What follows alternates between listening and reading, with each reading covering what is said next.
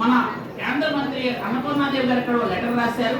ఆవిడ కూడా మంచిగా స్పందించి ఖచ్చితంగా చేద్దామని కూడా చెప్పడం జరిగింది. ఖచ్చితంగా మేమందరం కూడా కష్టపడి, ఎందుకంటే చంద్రబాబు నాయుడు గారి ప్రభుత్వం అంటే అందరూ కష్టపడే తత్వం ఉన్నటువంటి వాళ్ళే ఉన్నారు.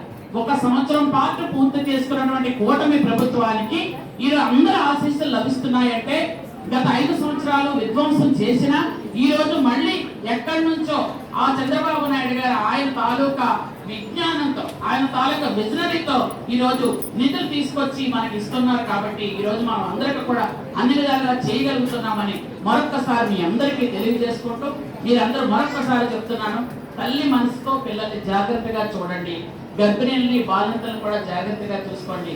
మీ దగ్గరకు వచ్చిన చంటి బిడ్డల్ని మన బిడ్డల్లా చూసుకొని వాళ్ళ ప్రయోజకులు చేయమని మరొకసారి మీరు కోరుకుంటూ, స్టవ్లతో కొంచెం మీరు ట్రైనింగ్ తీసుకోవడానికి పిల్లలకు అందకుండా కొంచెం పైన ఎక్కడైనా పెట్టి